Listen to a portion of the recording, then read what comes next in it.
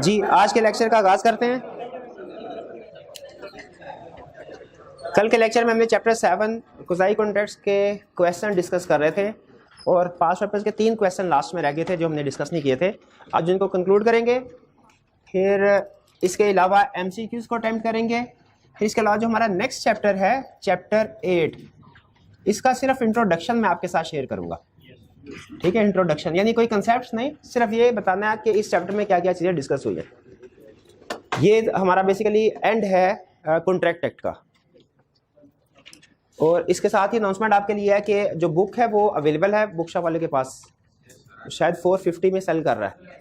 तो आइंदा आपको अब नोट्स नहीं मिला करेंगे क्लास में, हाँ, क्योंकि हाँ जी ये चंद एक सफ़े जो है वो मैनेज करना मुश्किल हो जाता है। एक ही जगह पे इकट्ठी आपको बुक मिल जाएगी आपके लिए भी ऐसा नहीं नहीं नहीं ना कीजिए। ठीक है, तो कल आपने बुक लेके आना है। ठीक है, अब आइंदा आपको किसी भी चैप्टर के नोट्स नहीं मिलेंगे। ठीक है, हाँ माइंड मैप्स मिलेंगे। मैंने आपको 20 तारीख का कहा हुआ है, असल में 20 तारीख तक बुक्स वाला काम कंप्लीट हो जाएगा तो मेरी जान बड़ी सुखी हो जाएगी। उसके बाद इंशाल्लाह आपको माइंड में, और हमारी 1-2 एक्टिविटीज और भी पेंडिंग है, वो भी 20 तारीख के बाद इंशाल्लाह स्टार्ट कर देंगे इसको, क्योंकि वो बुक्स वाला काम जो काफ़ी टाइम ले जाता है, इसलिए मुश्किल होता है थोड़ा दूसरी चीज़ें मैनेज करना साथ। बहरहाल चलिए अब चलते हैं हम अपने क्वेश्चंस की तरफ। क्वेश्चन 10, टॉपिक हमारा चल रहा था कोसाई कॉन्ट्रैक्ट्स में 5 टाइप्स हमने पढ़ी थी, याद है? जरा क्विक रिवीजन हो जाए। कौन कौन सी टाइप्स थी? नेसेसिटी सप्लाई टू माइनर और पर्सन ऑफ अनसाउंड माइंड, और दूसरा finder of lost good, money paid under mistake और कोर्शन, नॉन ग्रेजुएस एक्ट 4, और 5वां money paid by interested person. बिल्कुल ठीक है, ये 5, और इनकी कंडीशंस भी आपको याद है। चलिए अब देखते हैं कि किस कंडीशन के ऊपर बेस कर रही है केस स्टडी। कह रहा है Sami rented his house to Qurban for a period of 1 year at an agreed sum of ₹10,000 पर month. After the first 2 months Qurban defaulted in making payment of the rent. 2 महीने के बाद रेंट की पेमेंट नहीं अदा कर सका। Baqir a neighbour being concerned with the strained relationship between Sami and Qurban. Baqir जो कि एक हमसाया था, वो समी और कुर्बान के दरमियान में जो कहीं उनका डिस्टर्बेंस ना हो जाए, लड़ाई झगड़ा ना हो जाए, इस वजह से उसने क्या किया? Paid the rent with good intention. अच्छे इरादे से उसने रेंट पे कर दिया।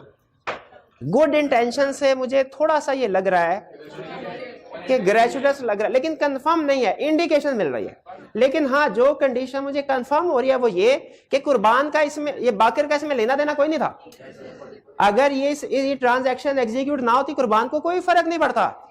कुर्बान इसमें इंटरेस्टेड पार्टी नहीं है, कुर्बान इसमें इंटरेस्टेड पार्टी नहीं है। एक थर्ड पार्टी तो है जिसने पेमेंट कर दी, ठीक है, लेकिन इंटरेस्टेड पार्टी ने, क्यों? क्योंकि इसका कोई इंटरेस्ट इफेक्ट नहीं हो रहा था। Subsequently, on Qurban's refusal to reimburse the amount, Bakir filed a suit against him on the grounds that he made the payment to Sami which Qurban was legally bound to make, and being a Qusai contract, Bakir is entitled to the reimbursement. उस समय question के अंदर indication दे दी कि Qusai contract है। Explain whether Bakir is justified in his suit. Then पहले मुझे ये बताइए केस कौन सा बन रहा है?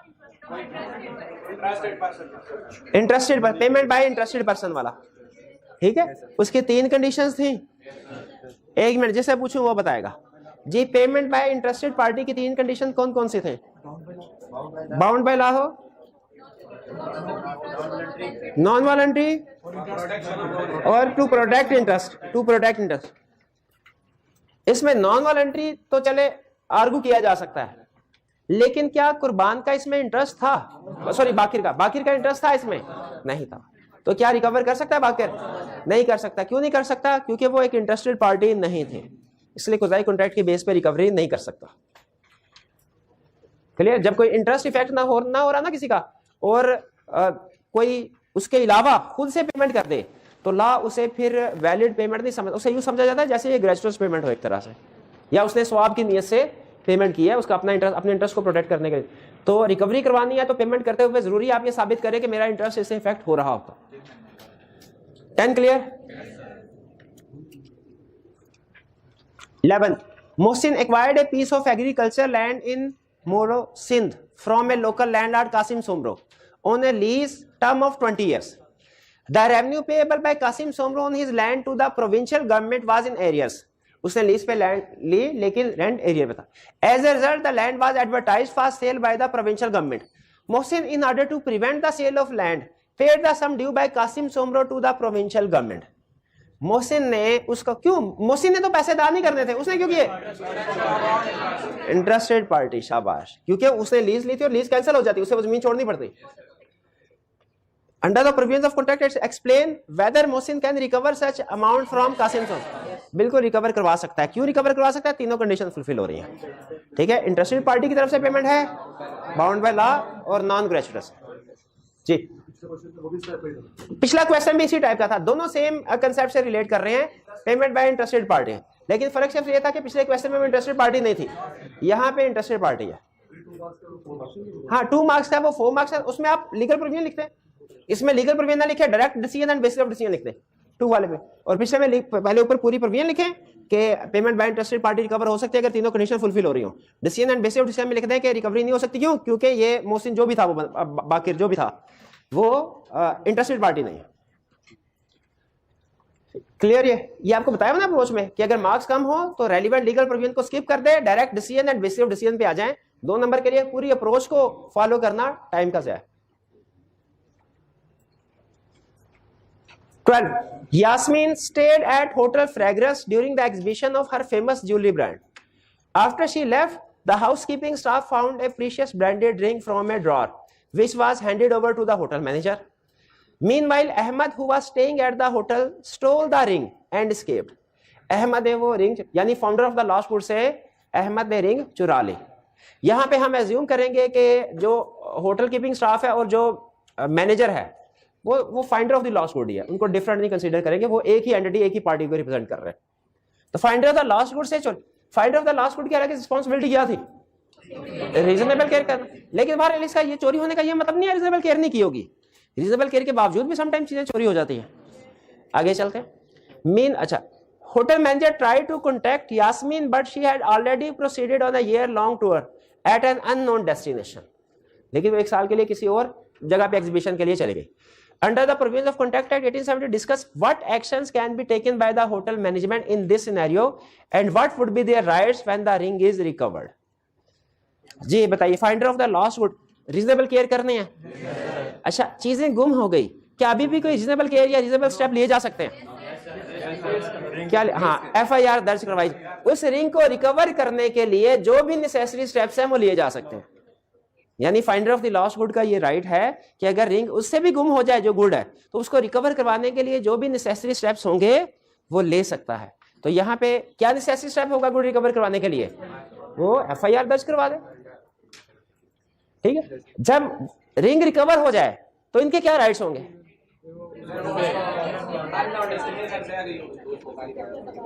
रिकवर कर सकते, जो रिंग अगर इनके पास आ जाए उनको अपनी कस्टडी में रख सकते हैं, और 2/3 से ज्यादा अगर एक्सपेंसेस हो जाए इसको सेल कर सकते हैं अपने एक्सपेंसेस रिकवर करवाने के लिए।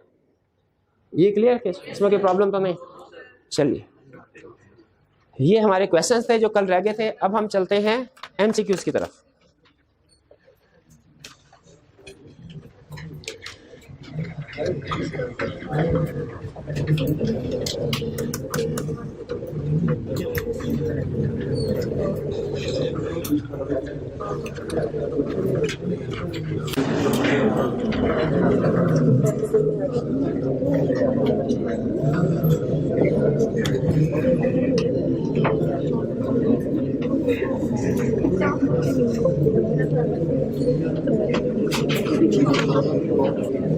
जी, चैप्टर एंड MCQs को डिस्कस करते हैं। पहला, quasi contracts means obligation imposed by law resembling those created by contract. Obligations partly created by contract and partly by law. इसमें कॉन्ट्रेक्चुअल ऑब्लिगेशंस तो होती ही नहीं है। क्वाज़ी कॉन्ट्रैक्ट में कोई कॉन्ट्रेक्चुअल ऑब्लिगेशन क्यों? क्योंकि पार्टीज का कॉन्ट्रैक्ट ही नहीं हुआ। वो तो जो भी टर्म्स एंड कंडीशन है वो कॉन्ट्रैक्ट इंपोज नहीं करवा रहा, कोई लॉ इंपोज करवा रहा है। तो इसीलिए ऑब्लिगेशन क्वाज़ी कॉन्ट्रैक्ट में obligation imposed by law, imposed by contract नहीं होती। ऑब्लिगेशन इंपोज्ड बाय कॉन्ट्रैक्ट क्यों नहीं है? कॉन्ट्रैक्ट हुआ ही नहीं। ठीक है, हाँ, तो अच्छा ये ऑप्शन तो ठीक है, ये क्यों गलत है? Obligation partly created by contract and party, ये क्यों गलत है? कॉन्ट्रैक्ट वाली होती नहीं, शाबाश। और obligation partially enforceable by law का मतलब नहीं, वो सारी की सारी इन्फोर्सेबल बाय लॉ होती है।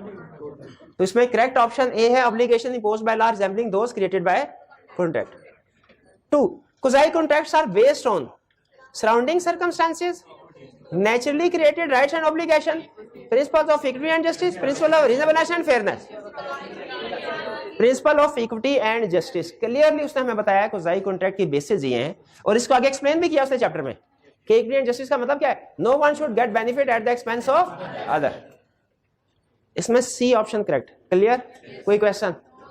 आगे चलते हैं। Third, in case articles of necessary, articles कहते हैं गुड्स को, articles of necessities are supplied to the person having no contractual capacity or to his dependent having no contractual capacity। उसकी मुराद क्या है, माइनर और अनसाउंड माइंड दोनों को इकट्ठा वो having no contractual, क्योंकि दोनों की contractual capacity नहीं होती। The supplier is entitled to be reimbursed, supplier reimburse करवा सकता है क्या, from the property of that incapable person, from the property of dependent, personal liability of that capable, from none of this, नहीं, property of that incapable person से recovery करवाई जा सकती है, reasonable price. Next, compensation for non gratuitous act is valid provide. Non gratuitous act, हाँ नहीं नहीं, non gratuitous अल्लाह वास्ते नहीं है, वो ग्रेचुअस या वॉलंटरी होता है। Is valid provided party doing act has an intention to get compensation. Non gratuitous act में इंटेंशन टू गेट कंपनसेशन होती है, शाबाश। B, the person for whom the act is done must have got benefit, person must have enjoyed benefit. Third, act done by the party is lawful, act भी lawful होना चाहिए, इसका मतलब है all of the above. ठीक है, ये उसने हमें कंसेप्ट हमारा रिवाइज करवा दिया नॉन ग्रेचुअस एक्ट वाला। ठीक है, उसमें प्राइस रिकवर करवाई जा सकती है प्रोवाइडेड ये 3 कंडीशंस पूरी हो रही है। 4 में कोई issue? 5th, in case necessity are supplied to the person having no contractual capacity, फिर वही बात कर रहा है जो पहले करके गया है। Which of the following is recoverable from his property, reasonable price. अच्छा, हालांकि अक्सर केसेस में मार्केट प्राइस ही रीजनेबल प्राइस होती है, लेकिन सम टाइम कुछ केसेस में आपको बता रहा हूं, वैसे हमारे सिलेबस में ऐसे केस स्टडीज नहीं है, कुछ केसेस में गुड्स ऐसी होती है जिनकी मार्केट ही नहीं होती, जिनकी मार्केट नहीं होती।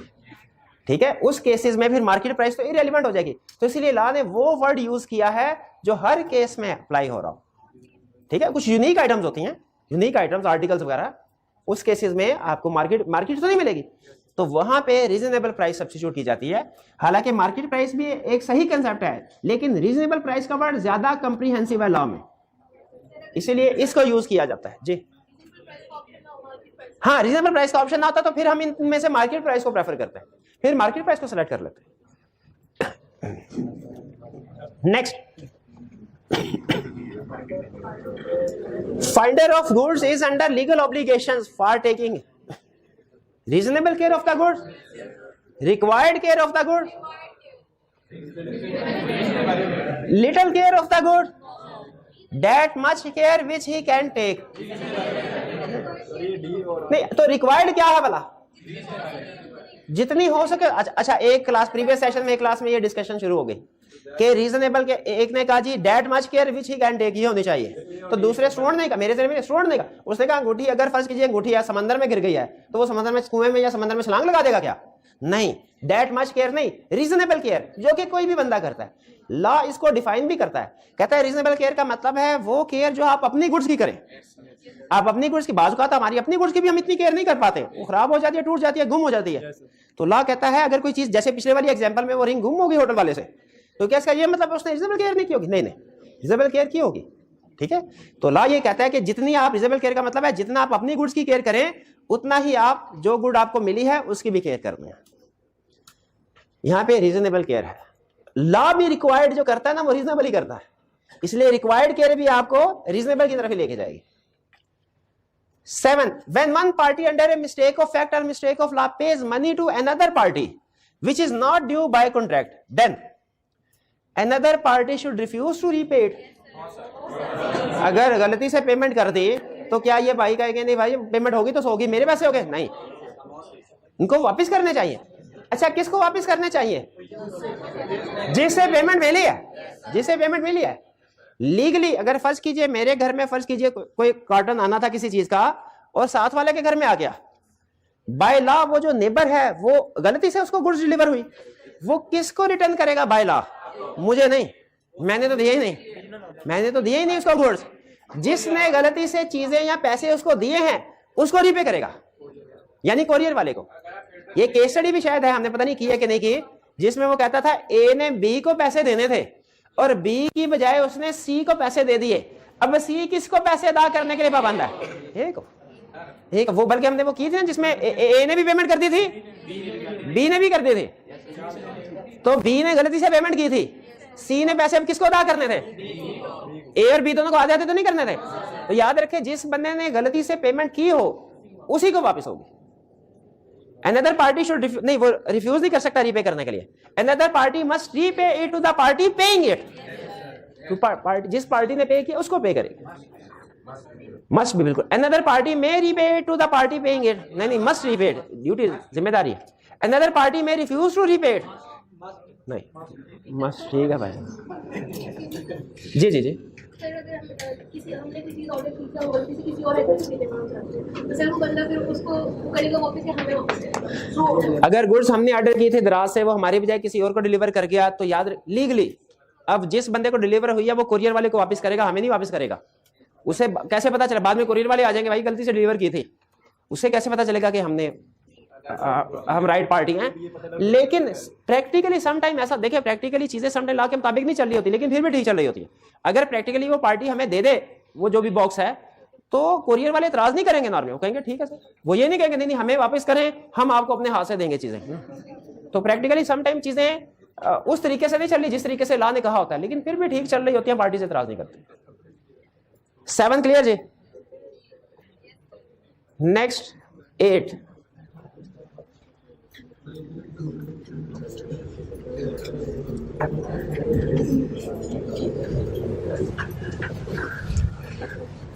Quasi contract implies creation of legal rights and obligations between parties without making any formal contract। एक तरह से quasi contract की डेफिनेशन बता रहा है। कोई इख्तलाफ आपका? Which one of the following is not the type of quasi contract? अब हमने बताना इसमें से कौन सा quasi contract नहीं है। Supply of necessaries to the person having no contractual capacity। Necessary of goods supply की no contractual capacity से क्या मुराद है? Minor, unsound mind। B, supply of necessaries to the person having no contractual capacity are to his dependent। ये भी recover करवा सकते हैं, ये भी quasi contract में पढ़ा था हमने। C, obligation to pay for non-gratuitous sector services। ये भी एग्जाम्पल थी, necessary supplied की भी एग्जाम्पल थी, non-gratuitous sector की भी एग्जाम्पल थी।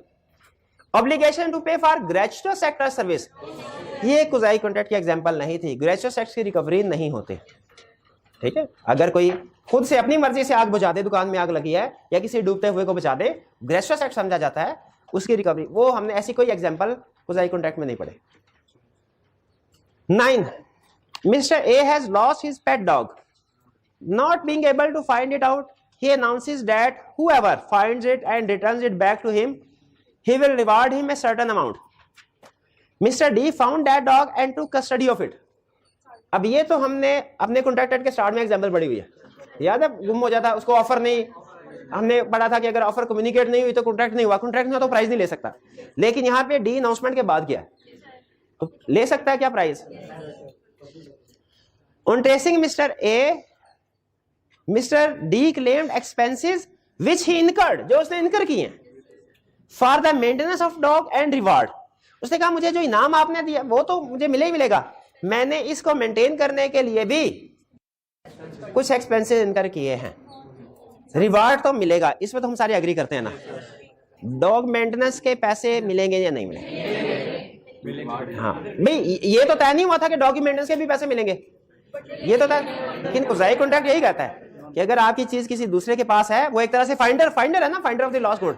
रिवार्ड का हक तो है, लेकिन साथ ही साथ finder of the lost good भी है। तो चीज की रीजनेबल केयर करने के लिए जो भी उसके एक्सपेंसेस होंगे, उसकी राइट है रिकवर हो, यानी वो दोनों चीजें वसूल करेगा, प्राइस भी और नेसेसरी एक्सपेंसिव भी जो उसके इनकर हुए होंगे। A, state the legal position. Mister A is bound to pay only reward to mister D. B, mister A is bound to pay only expenses to mister D. दोनों चीजें। Mister A is bound to pay both reward and expense. Mister A is bound to pay nothing to mister D. नहीं, C option correct है, reward भी मिलेगा, expenses भी मिलेंगे। Clear? Sir अगर इसके बाद कोई सबूत ना हो कि कितने पैसे खर्च हुए, वो एविडेंस वो कोर्ट में प्रेजेंट होगा, वो लायर करेंगे, हमें उस तरफ जाने की जरूरत नहीं है कि वो रीजनेबल एक्सपेंसेस। स्टूडेंट का क्वेश्चन ये है कि सर वो जो रीजनेबल एक्सपेंसेस कैसे प्रूव करेगा कोर्ट में कि उसके इनकर हुए थे? वो वकीलों का काम होता है, आपको पता है। वो नॉर्मली इस तरह की सिचुएशन में एहतियातन हम जो भी एक्सपेंस इनकर करते हैं उसकी कोई ना कोई रसीद बनवा लेते हैं ताकि कोर्ट में प्रेजेंट कर सके। लेकिन अगर रसीद फर्ज कीजिए कोर्ट में आपने कोई प्रेजेंट नहीं भी की ना, स्टिल कोर्ट इस चीज को रिकॉग्नाइज करेगा कि वो जो भी डॉग था वो 1-2 दिन अगर आपने संभाला है तो कुछ ना कुछ खिलाया पिलाया होगा। तो जो भी रीजनेबल एक्सपेंसेस है कोर्ट फिर खुद से असेस करके वो आपको पे करवा देगा। लेकिन बेहतर यह है कि आप रसीद वाला संभाल के रखें, क्योंकि सम टाइम कोर्ट की असेसमेंट में हो सकता है कोर्ट लोअर साइड पे असेसमेंट कर ले एक्सपेंसेस की। 10 Mr. X supplied rice and wheat worth ₹20,000. Mr. Y supplied a mobile phone worth ₹30,000 and Mr. Z lent ₹50,000 for the purchase of necessaries to the wife and children of Mr. M, a lunatic. एक lunatic था, उसके dependent wife और children को 3 लोगों ने X, Y और Z, इन 3 लोगों ने पेमेंट की। एक ने की 20,000 राइस एंड व्हीट की, दूसरे ने 30,000 मोबाइल फोन की, तीसरे ने 50,000 नेसेसिटीज की। क्या राइस 20,000 की पेमेंट रिकवर हो सकती है? ये नेसेसिटीज ऑफ लाइफ है। मोबाइल फोन की हो सकती है? नेसेसिटीज ऑफ लाइफ नहीं, लग्जरी है। 50,000 हो सकती है? ये तो उसने खुद से कह दिया नेसेसिटीज है। तो इसका मतलब है एक्स को पेमेंट मिलेगी और जेड को पेमेंट, वाई को पेमेंट नहीं मिलेगी। Mister M has assets worth ₹100,000. Can Mr. X, Mr. Y, Mr. Z recover anything from Mr. M? X और Y कर सकते हैं, सॉरी X और Z कर सकते हैं, Y नहीं कर सकता। X, Y, Z तीनों नहीं कर सकते। X, Y, Z नहीं कर सकते, नहीं X और Z कर सकते हैं, ये भी नहीं। D option correct. Mr. X, Mr. Z can recover their full money. कोई मोबाइल लग्जरीज में आता है, लग्जरीज में इसके बगैर जिंदगी गुजर, और इसके बगैर जिंदगी ज्यादा अच्छे तरीके से गुजर सकती है।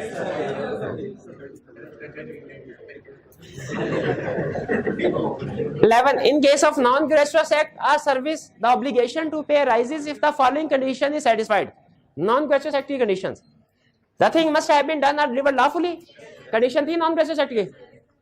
The person who had done or delivered the thing must not have intended to do so gratuitously. The person for whom the act is done must have enjoyed the benefit of the act.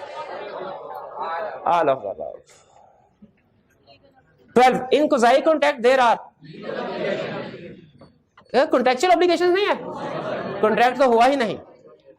B option correct है, B option 12। जी जी जी जी पूछिए। Formalities का मतलब होता है जो law ने कुछ additional formality sometime contract से रिलेटेड गई होती है कि रिटन फॉर्म में होना चाहिए, इसके स्टैम्प ड्यूटी वगैरह लगवानी चाहिए। कुजाई कॉन्ट्रैक्ट इन चीजों से रिलेट नहीं करता क्योंकि इसमें तो कोई एग्रीमेंट हुआ ही नहीं है, तो लीगल फॉर्मेलिटी पूरा होने का सवाल ही नहीं होता। स्टैंप लगवाएंगे क्या कॉन्ट्रैक्ट की? कुछ कॉन्ट्रैक्ट्स में स्टैंपिंग रिक्वायर्ड होती है, रजिस्ट्रेशन रिक्वायर्ड होती है, रिटन फॉर्म में होना रिक्वायर्ड होता है। क्या कुजाई कॉन्ट्रैक्ट में ये फॉर्मेलिटीज रिक्वायर्ड है? ये है लीगल फॉर्मेलिटीज का मतलब। याद है एसेंशियल्स ऑफ कॉन्ट्रैक्ट में हमने लास्ट एसेंशियल पढ़ा था लीगल फॉर्मेलिटी के नाम से, याद है? याद है किसी स्टूडेंट को? एसेंशियल्स ऑफ कॉन्ट्रैक्ट में लास्ट एसेंशियल हमने पढ़ा था लीगल फॉर्मेलिटीज का। स्टूडेंट का क्वेश्चन है सर ये लीगल फॉर्मेलिटीज क्या चीज होती है? तो लीगल फॉर्मेलिटीज का मतलब कि कुछ कॉन्ट्रैक्ट्स का रजिस्टर होना, उसका रिटन होना, इसका स्टैंप होना रिक्वायर्ड होता है, लेकिन ये चीजें कुजाई कॉन्ट्रैक्ट्स में रिक्वायर्ड नहीं है। खुजाई कॉन्ट्रैक्ट में कोई लीगल फॉर्मेलिटी, क्यों? कॉन्ट्रैक्ट ही नहीं है तो फॉर्मेलिटीज कौन सी पूरी करनी है? नहीं नहीं नहीं नहीं, वो ऑब्लिगेशंस है, ऑब्लिगेशंस है जो पे करना, ऑब्लिगेशंस। जी जी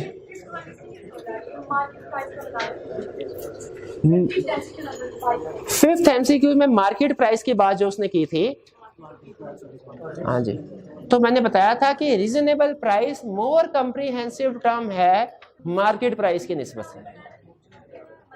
कुछ गुड्स ऐसी होती हैं जिनकी मार्केट नहीं होती, जैसे एंटीक्स हैं, एंटीक्स होती हैं, हाँ?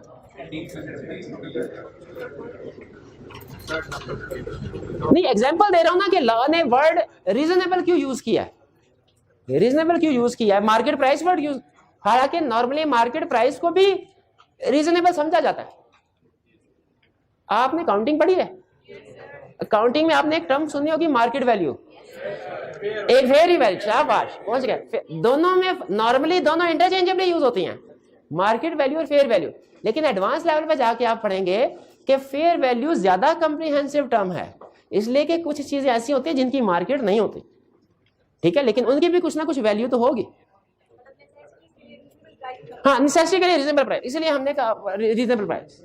लॉ ने क्या दिया रीजनेबल प्राइस, मैं आपको जस्टिफिकेशन दे रहा हूं कि शायद लॉ ने इस वजह से रीजनेबल प्राइस का वर्ड यूज किया, मार्केट प्राइस का वर्ड यूज नहीं किया। हालांकि ज्यादातर चीजों के केस में मार्केट प्राइस ही रीजनेबल प्राइस होती है, ठीक है। कुछ बात कॉम्प्लिकेशंस आ जाती है। अब मैं अगर एग्जांपल दूंगा ना, उस एग्जांपल से ही आपके सर में कई क्वेश्चन आ जाएंगे, मैं एग्जांपल भी नहीं देना चाह रहा। ये मोबाइल लेके आया मैं 20,000 का साल पहले, फर्ज कीजिए, अब एग्जांपल सिर्फ समझाने के लिए, 20,000 का लेके आया। आज इन भाईजान ने मेरा मोबाइल तोड़ दिया। अब इस मोबाइल की लाइफ थी 2 साल, आज ये है 30,000 का। ये भाई मुझे कितने पैसे देंगे? 30। ये कहेंगे सर आपकी चीज थी नहीं 30, मार्केट प्राइस है 30,000, क्या 30,000 देना चाहिए? आप मोबाइल होल्डर बन के ना सोचे, वो बन के सोचे जिससे मोबाइल टूटा है। हाँ, आप क्या कहेंगे? आप 20,000 भी नहीं कहेंगे, आप कहेंगे 20,000 में से साल आप फायदा भी तो उठा चुके हैं। तो यहाँ पे मार्केट प्राइस अलाउ करेगा क्या? अल्लाह कहेगा रीजनेबल प्राइस क्या है? टोटल 20,000, 2 साल लाइफ थी, आधा बेनिफिट उठा लिया, ला कहेगा 10,000 तकरीबन रीजनेबल है, 10,000 दो। मार्केट प्राइस ला अलाउ नहीं करेगा, ठीक है। बस इससे ज्यादा एग्जांपल को आगे नहीं सोचना। अब आपने ये नहीं कहना सर ये तो नेसेसरीज ऑफ लाइफ है ही नहीं, हमें तो नेसेसरीज ऑफ लाइफ वाली एग्जांपल समझाए। जी क्लियर हो गया ये चैप्टर, इसको क्लोज कर दें।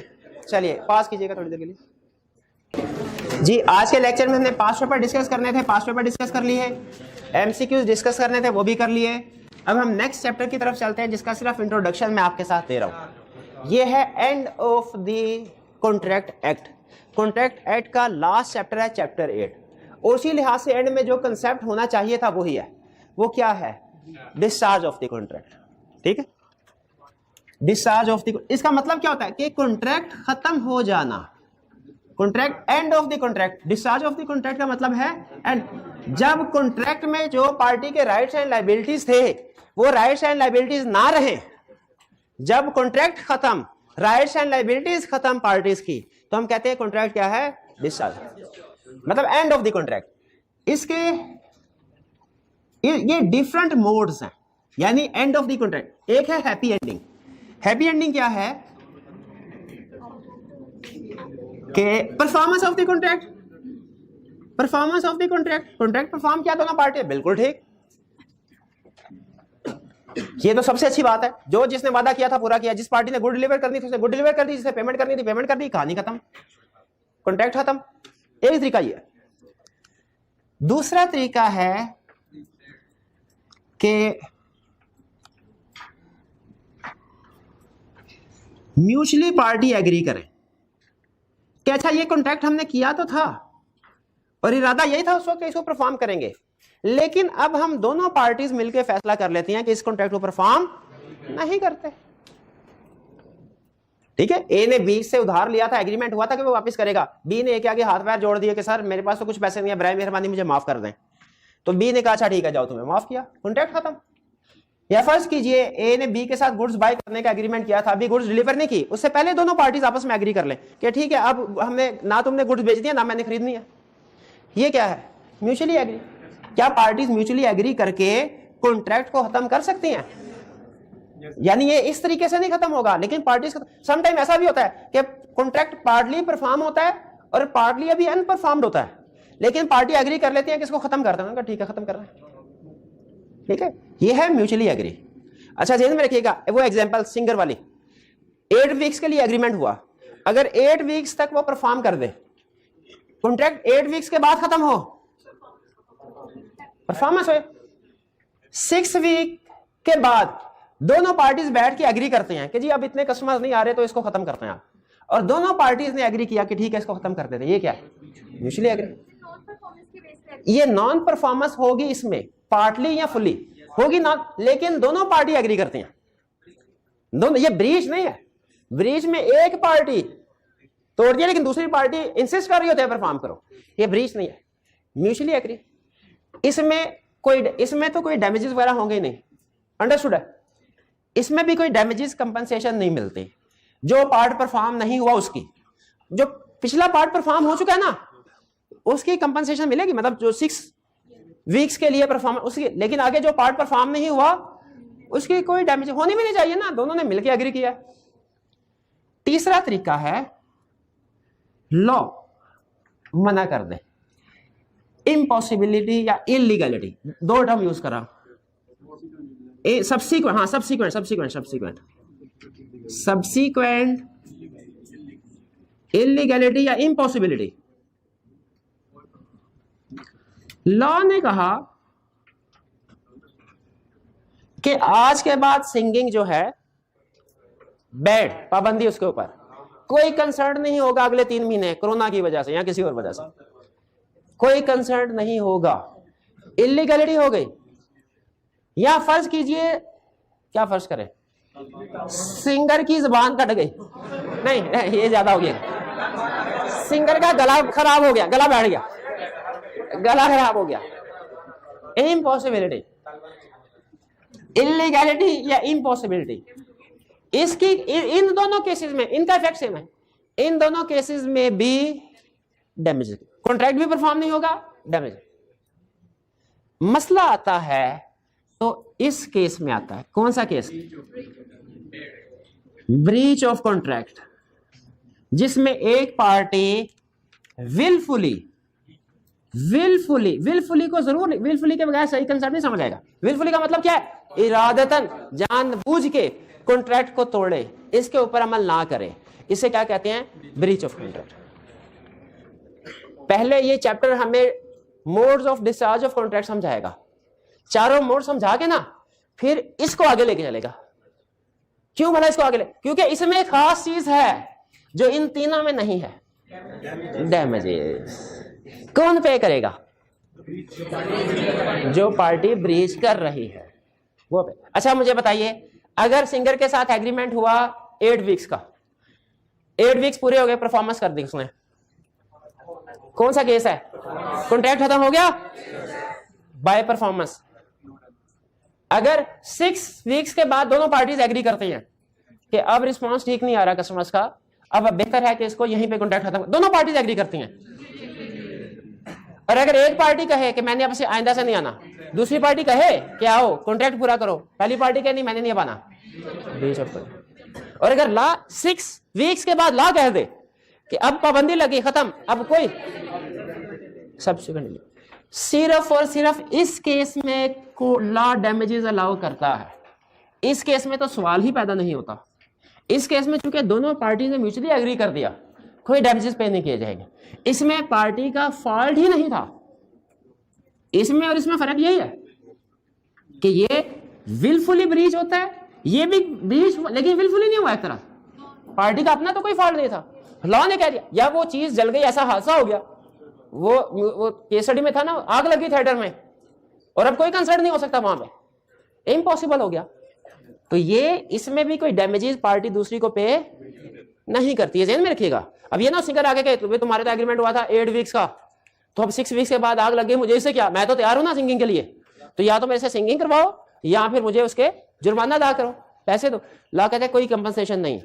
इन जो दो वीक्स की परफॉर्मेंस नहीं है ना, इनकी कोई कंपनसेशन नहीं। फिर बता रहा हूं, जो प्रीवियस 6 वीक्स की परफॉर्मेंस है ना, उसकी कंपनसेशन हक है, वो तो मिलेगा। लेकिन अगर खुद से कह दिया कॉन्ट्रैक्ट परफॉर्म नहीं करना एक पार्टी ने, ये है ब्रीच ऑफ कॉन्ट्रैक्ट। भाई फर्क समझ आ गया? अच्छा नहीं, अभी कहानी बाकी है, अभी ठहर जा मेरे भाई। ब्रीच ऑफ कॉन्ट्रैक्ट में आएंगे डैमेजेस। अच्छा डैमेजेस पे होंगे कितने? अब मैं आपको टाइप्स ऑफ डैमेजेस नहीं बता रहा, लेकिन मैं सिर्फ आपको एग्जांपल के जरिए से ये बताना चाह रहा हूं कि जिस पार्टी ने डैमेजेस क्लेम करने होते हैं ना, उसकी कोशिश होती है कि सब कुछ क्लेम कर ले, ज्यादा से ज्यादा क्लेम कर ले, और जिसने पे करने होते हैं कम से कम। दोनों का जमीन और आसमान का फर्क होता है, तो नॉर्मली दोनों में झगड़ा होता है इस चीज के ऊपर, डैमेजेस कितने। इसीलिए कोर्ट ने कुछ रूल्स रखे हुए हैं, कुछ रूल्स रखे। अब मैं एग्जांपल देता हूं। इन भाई के जान के साथ रेसिप्रोकल प्रोमिसेस में एग्री हुआ डिपेंडेंट कॉन्ट्रैक्ट, ठीक है। मैंने इनको कहा कि आपने मुझे लकड़ी सप्लाई करनी है, मुझे लकड़ी सप्लाई करनी है 20 तारीख को, एग्रीमेंट कर लिया, 20 तारीख को नहीं आए, 20 तारीख को ये नहीं, ब्रीच ऑफ कॉन्ट्रैक्ट हुआ, डैमेजेस पे करने चाहिए इनको। इन्होंने कहा मैं डैमेज पे करने को तैयार। मैंने कहा नहीं नहीं नहीं भाई, डैमेज नहीं। क्यों? मैं असल में मैंने इससे फर्नीचर बनाना था अपने कस्टमर का, ठीक है, और उस कॉन्ट्रैक्ट के ऊपर ये भाईजान कह रहे हैं लकड़ी की कीमत ले लो 10,000 रुपये मेरे से। मैं कहा नहीं नहीं नहीं 10,000 नहीं, मैंने इसी लकड़ी से एक कस्टमर के लिए फर्नीचर बनाना था, वो कॉन्ट्रैक्ट था, उस कॉन्ट्रैक्ट के ऊपर मुझे 50,000 मुनाफा होना था। अब मैं वो मुनाफा तो नहीं हासिल कर सका, तो मुझे तो 50,000 दो। उसने कहा यार मेरी बात सुन, एग्रीमेंट हुआ था 20 तारीख को चीजें डिलीवर करूंगा, मैं असल में इस वजह से नहीं डिलीवर की क्योंकि लकड़ी महंगी हो गई थी, तो मार्केट से मिल रही थी 30,000 की, मैंने सोचा था 20,000 के हिसाब से तुम्हारे से एग्रीमेंट किया था, 10,000 प्राइस का फर्क था, मैंने कहा मुझे 10,000 का घाटा होगा इसलिए मैंने लकड़ी सप्लाई नहीं की। तो चलो मैं मानता हूं मेरा फॉल्ट है, तुम मेरे से 10,000 पे जो प्राइस का फर्क है वो ले लो। भाई ऐसे ही होना चाहिए ना। मैंने अगर एग्रीमेंट किया इनसे मोबाइल खरीदने का, आज इन्होंने एग्रीमेंट किया कि 50,000 में मुझे मोबाइल देंगे, महीने बाद डिलीवरी होनी थी, महीने बाद मोबाइल की कीमत होगी 60,000, इन्होंने मुझे मोबाइल डिलीवर नहीं किया। आपके ख्याल में रीजनेबल डैमेजेस इनको क्या पे करने चाहिए? 50,000 60,000 के 10, वही जो प्राइस का फर्क है ना, ये भाईजान मुझे प्राइस का फर्क दे रहे हैं। मैं कहा नहीं नहीं 10,000 नहीं, मैंने तो उस लकड़ी से चीजें सप्लाई करनी थी, कॉन्ट्रैक्ट था, और मैं वो सप्लाई नहीं कर सका, कस्टमर नाराज होकर चला गया, उसके ऊपर 50,000 मुझे मुनाफा होना था, मुझे 50,000 भी दो। ये भाईजान तैयार हो गए, इसका फर्ज कीजिए कि चले ये 10,000 ये भी, ये 50,000 और ले। मैंने कहा नहीं नहीं अभी भी नहीं, अभी भी नहीं। क्या भाई, मार्केट में कस्टमर जो मुझे बुरा भला कहता गया, गालियां निकालता बाहर गया, इर्द गिर्द के लोगों ने सुनी, तो मैं तो मार्केट में किसी को सारी जिंदगी मुंह दिखाने के काबिल नहीं रहा। अब मेरा तो उस दुकान में बैठने को दिल नहीं करता, तो मैं सारी जिंदगी में जितना बिजनेस करता और मुझे उसका जितना प्रॉफिट होता, सारा प्रॉफिट दो मुझे, सारा प्रॉफिट दो मुझे। अब देखिए मैंने केस फाइल कर, मैं तो इसी तरह केस फाइल करूंगा, ठीक है। ये 3 तरह के डैमेजेस समझ आए। पहले वाले को लॉ कहता है ऑर्डनरी, प्राइस का फर्क, ऑर्डनरी डैमेजेस, जो आप भी एग्री करते हैं कि रीजनेबल है, यानी प्राइस का फर्क है। अगर इन भाईजान ने चीज महंगी होने की वजह से कोई चीज सप्लाई नहीं की ना, तो प्राइस का फर्क पे कर दें, ऑर्डनरी डैमेजेस पे कर दें। क्या इनके चीज सप्लाई ना करने की वजह से जो मेरा एक 50,000 प्रॉफिट वाला कॉन्ट्रैक्ट मेरे हाथ से गया है, क्या वो भी इन्हें पे करना चाहिए? वो भी इन्हें पे, वो है स्पेशल डैमेजेस, वो है स्पेशल डैमेजेस। लॉ कहता है अगर कॉन्ट्रैक्ट करते हुए इनको बताया गया होता ना कि तुमने लकड़ी सप्लाई ना की ना, मैं लकड़ी का ये इस्तेमाल करने लगा, सप्लाई ना की तो मेरा 50,000 का नुकसान हो जाएगा, तो फिर ये 50,000 भी देंगे अगर बताया था। यानी ordinary damages in any case allow होगा, चाहे बताया है चाहे नहीं बताया। स्पेशल डैमेजेस उस सूरत में अलाउ होगा अगर एट टाइम ऑफ कॉन्ट्रैक्ट। और जो तीसरे वाला है कि सारी जिंदगी के लिए गुडविल और ये, इसको ला कहता है रिमोट टू रिमोट डैमेजेस, इसको ला कभी अलाउ नहीं करता। क्लियर? एक और एग्जांपल सुनिए। एक बंदे ने इंटरव्यू देने के लिए जाना था कराची, उसके बाद बिजनेस डीलिंग थी, इंटरव्यू नहीं बिजनेस डीलिंग थी। उसने टैक्सी वाले, ये रियल केस है, टैक्सी वाले को बुलाया और टैक्सी वाले से कहा सुबह 9 बजे होटल में पहुंच जाना। तो मैंने एयरपोर्ट जाना है, एयरपोर्ट से मैंने जाना है कराची, लाहौर एयरपोर्ट पे है वो इस वक्त, कराची, वहां मेरी एक बिजनेस डीलिंग होगी, ठीक है, और बिजनेस डीलिंग करके वापस आना है, बस इतना बताया।